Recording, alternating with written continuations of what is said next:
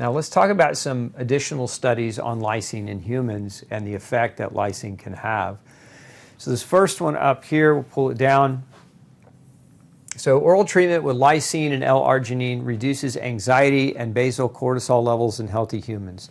The dietary supplementation with lysine has been shown to reduce chronic anxiety in humans with low dietary intake of lysine.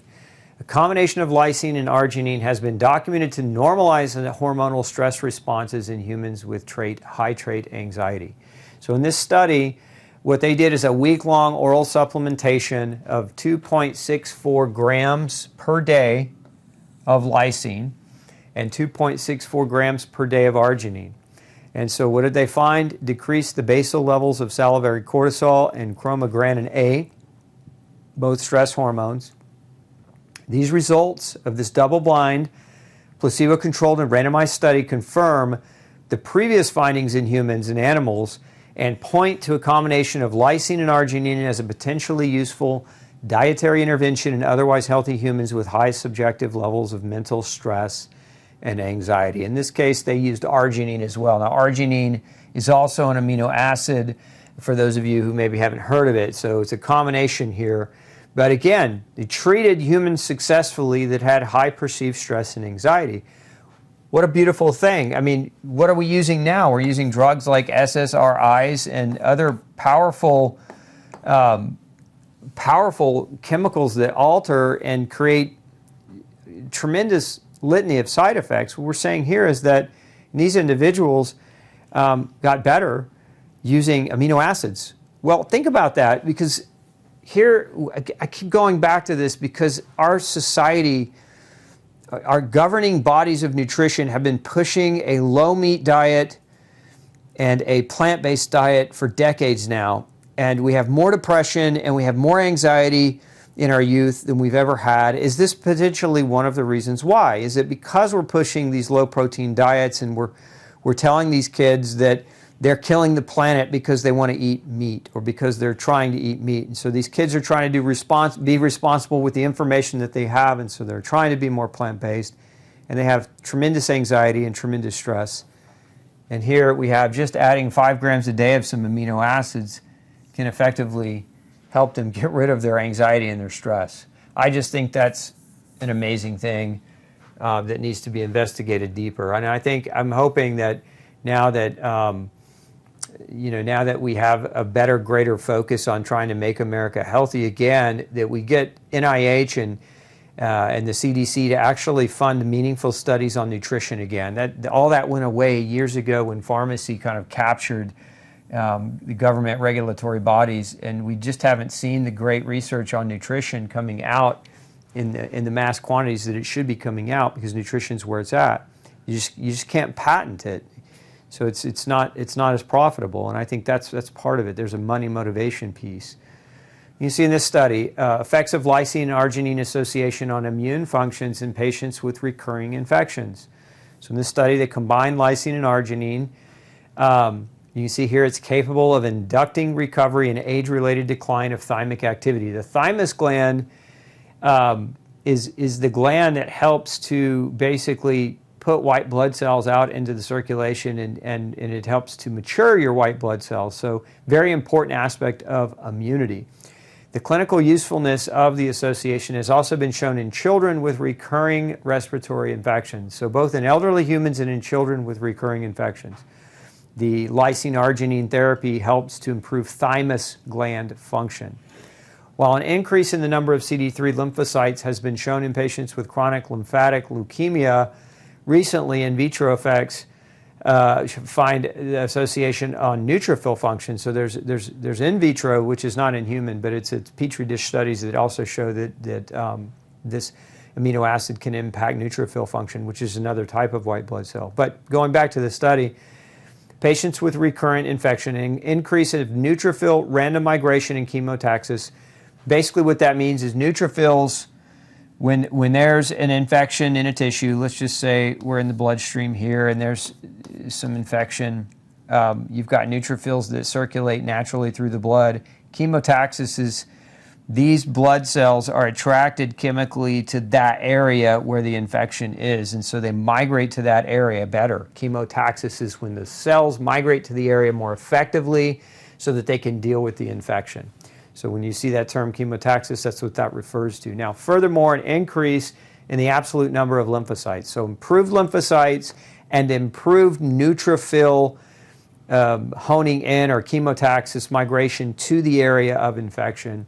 They also showed IgG levels improved as well. So more impact on the immune system and and lysine plus arginine. We got some more on the immune system. Lysine for herpes simplex. I was saying earlier that lysine is used as a prophylactic for the prevention of fever blisters and ulcers that are caused by herpes-type viruses. So there's herpes 1, there's herpes 2. Herpes 1 are like the cold sores that happen in people's mouths, or even sometimes fever blisters. But you can see here, L-lysine supplementation appears to be ineffective for prophylaxis or treatment of herpes simplex with doses less than 1 gram per day. So not effective given in doses under 1 gram, okay, without low arginine diets. So the low arginine diet, and if they gave a low arginine diet to the patient and gave them the lysine, it was more effective. Now, doses in excess of 3 grams a day of lysine appear to improve patients' subjective experience of the disease. So it's a dose-dependent thing. Why are we talking about arginine and lysine in context with one another? Because lysine and arginine compete with each other. They compete for uptake in your intestines, and they compete for binding sites. And so if you have a really high arginine diet or you're supplementing with high levels of arginine, it's going to reduce the availability of lysine.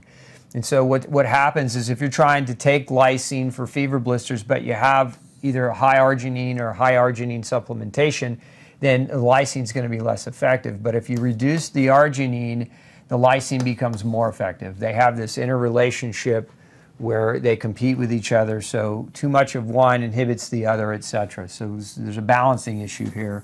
That's why you keep seeing these studies I'm pulling up, talking about both of them. And then you see another study here on the treatment of herpes simplex infections with lysine monohydrochloride in a prospective randomized double-blind placebo-controlled crossover study of 41 patients. We found that oral ingestion of 1248 milligrams a day of L-lysine shows evidence of decreasing the recurrence rate of herpes simplex attacks in non-immunocompromised hosts. A dose of 624 milligrams a day was not effective. So they gave 624 not effective, but they doubled it, 1248, and it was. L-lysine may also be capable of decreasing the severity of symptoms associated with recurrences. And I have seen this to pan out over and over and over again in people that have a history of fever blisters or recurring aphthous ulcers in the mouth. If they take lysine, it keeps those things at bay. And if they get them and they take extra lysine, it gets those things to go away much quicker. I've just seen that to be the case repetitively. Now, one of the things that also causes herpes outbreaks or increases the risk of herpes outbreaks is gluten. As a matter of fact, there was a study done years ago, and it was polling celiac patients on their symptoms, and the number one symptom of gluten exposure was mouth ulcers. And so if you're having mouth ulcers repetitively and you're thinking, man, I'm going to take me some lysine, you might also think, hey, maybe I ought to get tested to see if I have a gluten problem, because I have also seen cases where people would report to me their whole life had problems with aphthous ulcers or mouth ulcers. And when they went gluten-free, it never happened again, and they didn't need to use lysine to get it to go away. So, key point to highlight.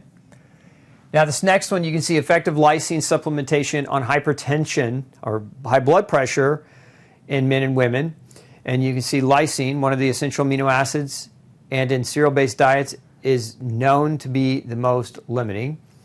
The study was a randomized double-blind placebo-controlled made of adult men and women assigned to a lysine group The subjects were between 18 and 45 years, totaling 180 participants. What they find, the mean systolic blood pressure of lysine supplemented group significantly dropped from 146.11 to 128.95. That's a total of almost 12-point drop just by taking lysine. So lysine in these people had almost a 12-point drop in total.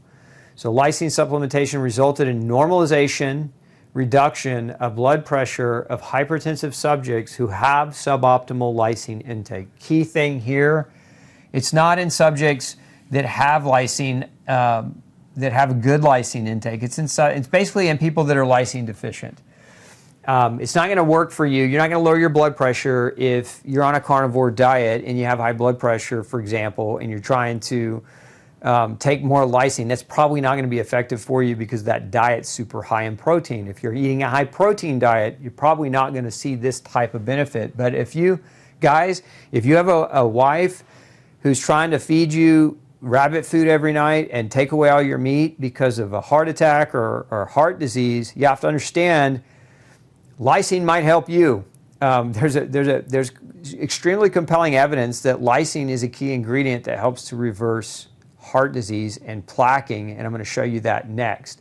But the key is if you're trying to lower your blood pressure, it's probably not going to work if you're not on a low lysine type diet. So if you're not on a plant-based or largely plant-based diet, trying to lower your blood pressure with lysine may not work as effectively as a 10-point drop for you. There are better things to do like CoQ10 and magnesium and vitamin B1, in those types of situations. Now, I want to show you this case report. This is from Nobel Prize winner Linus Pauling. If those of you don't know who Linus Pauling is, he won 2 Nobel Prizes, one for vitamin C. Brilliant, probably arguably, in my opinion, one of the most brilliant men ever in nutritional biochemistry. And so he published this paper on a case study, and I'm just going to read some things to you here. So the amelioration of effort angina, which is basically somebody who's trying to do activity and then they get chest pain, so effort angina, by the use of high-dose L-lysine and ascorbate in a man with severe coronary artery disease. This regimen was based on the hypothesis that in thrombotic atherosclerosis, that's basically plaquing of the arteries, lipoprotein A, Lp(a), LDL-like particles displaying independent risk activity for coronary artery disease initiates plaque formation by binding to fibrin in the damaged arterial wall. So there's this theory which we've seen this theory play out proven in animals, but nobody will pay for the human studies. So you get case studies and you get anecdote. But Linus Pauling did this case study. Let's go back to our picture of a blood vessel. So you got a blood vessel here, and you get damage and inflammation in that blood vessel wall. If you have high Lp(a), lipoprotein A, what happens is that type of lipoprotein binds to collagen fibers in the damaged blood vessel and creates plaque. Atherosclerotic plaquing. So now what happens when that plaque builds over time and that, let's say this vessel bifurcates, breaks off into 2 separate branches, and this plaque gets big enough, and that LPA just keeps laying it down. That plaque breaks off, and it's now floating free in the bloodstream, and then it goes this way, and then it closes off. This is where heart attack. This is forgive my drawing, but when you block a vessel, you get lack of blood flow or an absence of blood flow, and so you get hypoxic ischemia damage, which is basically a heart attack or an infarction. And so it can be caused by this lipoprotein A depositing because it binds to fibrin materials inside of a damaged blood vessel. And so that's what Linus Pauling was trying to describe here in this paragraph. Now, part 2 to this case study that he wrote. So this gentleman that he put on lysine and ascorbate, which is vitamin C. So he began taking 1 gram of lysine in early May of 1991, and he reached 5 grams in divided doses 8 hours apart by mid-June. In mid-July, his HDL was as usual, a low 28 milligrams per deciliter, a low normal 0.9 milligrams per deciliter blood creatinine. He could now walk the same 2 miles and do yard work without angina pain. So now this gentleman taking large doses, 5 grams a day, up to 5 grams a day of lysine and ascorbate, could now walk 2 miles a day and do yard work and not experience the angina. And wrote, this is the gentleman's words, "The effect of the lysine borders on the miraculous." By late August, he cut up a tree with a chainsaw and in early September started painting his house. By late September, possibly from overexertion, he again began to have angina symptoms during his walks. But after stopping strenuous work and increasing lysine to 6 grams, calculated to provide a peak 280,000 molar excess in the blood over his then 6 milligram deciliter of LPA to help compensate for the relatively high dissociation constant of lysine lipoprotein A. The symptoms stopped entirely by mid-October. So, started at 1 gram, progressed all the way up to 6 grams, angina went away, chest pain went away. So that was a case study published a number of years ago by Linus Pauling. As I mentioned earlier, we've got a lot of anecdote. Here's a paper that was recently published. It's a commentary that was published. I believe this came out of JAMA Journal. Actually, it was Archives of Internal Medicine. Sorry. You see, this is thus, after a thorough review of the literature, I began to follow the advice of Linus Pauling. So again, setting you up with Linus Pauling. For individuals who have an LPA level higher than 25 milligrams per deciliter and a family history of heart disease, the recommendation is to take 3 grams a day of both ascorbic acid, that's vitamin C, and L-lysine monohydrochloride. After 6 months of this regimen with no adverse effects, my lipoprotein A level decreased to 14. So started out high at 25 and dropped to 14. That's a reduction of 48%. The lipoprotein A testing was done by the highly reliable Lawrence Berkeley National Laboratory. The theory is that lysine is a lipoprotein A binding inhibitor and thus blocks the lipoprotein A attachment to the arterial blood vessel wall, and that ascorbic acid helps to repair the collagen injury to the blood vessel wall and acts as an antioxidant. So back to our kind of simplified diagram here. You got damage to the blood vessel wall. You've got this lipoprotein A that's attracted to that damage. You've got lysine theoretically inhibiting or blocking lipoprotein from attaching, and then you have vitamin C coming in here to repair the damage so that no plaquing occurs. That's the Linus Pauling theory of how vitamin C combined with adequate doses of lysine can actually help to prevent and possibly even do some reversal of atherosclerotic plaquing. Again, this is anecdote, this is theory.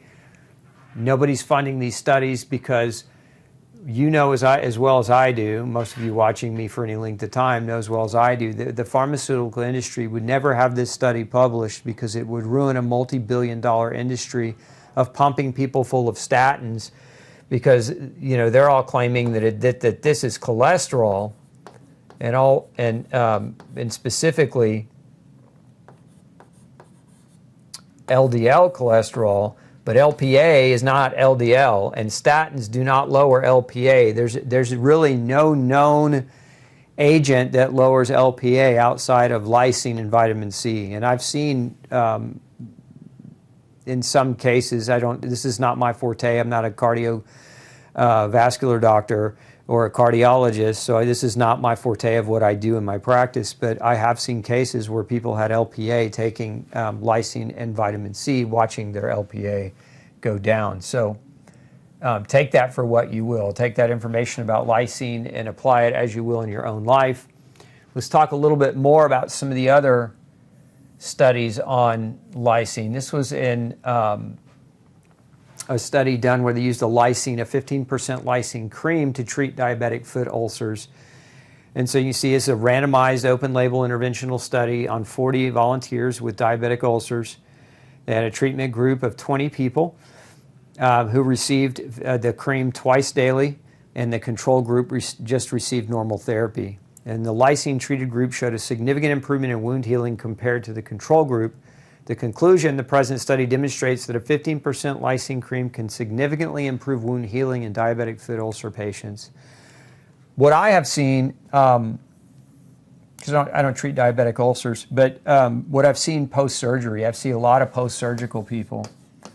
So post-surgery, when we get an increase in key amino acids, including lysine, and ideally even before, so we would do pre-surgery prep, nutrition prep, with an increase in amino acids to include lysine, and we always see better outcomes when we bump people on our surgery protocol. Mel, if we want to post that. So I'll put a link to for those of you who are interested in reading more about it, I'll put a link to the surgical protocol that I commonly recommend. But and again, in this case, lysine being effective.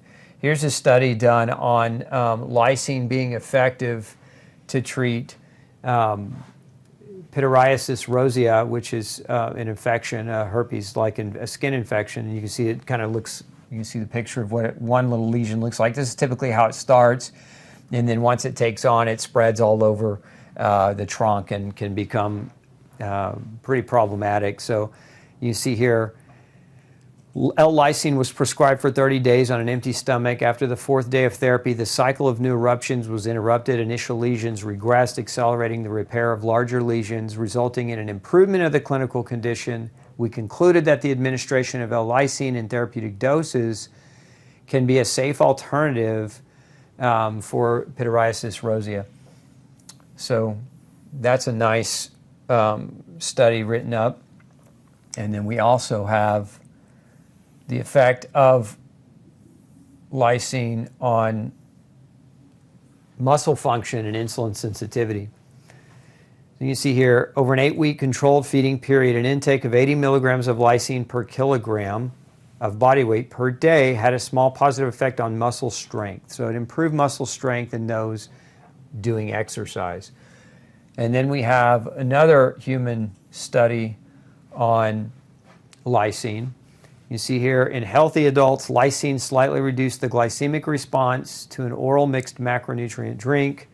Basically, it reduced the blood sugar spike. So, as I was saying, if we could get more funding, we could do more fantastic research, similar to what some of these other doctors have done, but in larger scale, so that we could come to better conclusions.